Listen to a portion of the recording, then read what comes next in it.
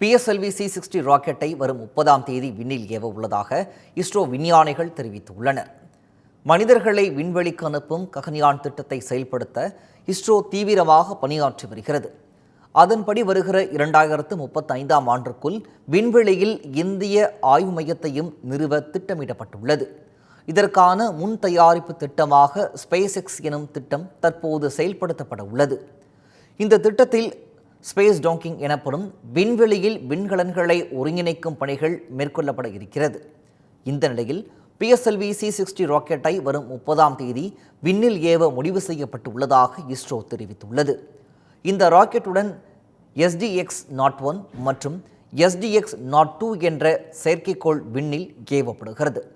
இவை ஒவ்வொன்றும் தலா 220 கிலோ எடை கொண்டதாகும். பூமியில் இருந்து 470 கிலோமீட்டர் உயரத்தில் உள்ள வெவ்வேறு சுற்றுப்பாதையில் இவை நிலைநிறுத்தப்பட உள்ளன.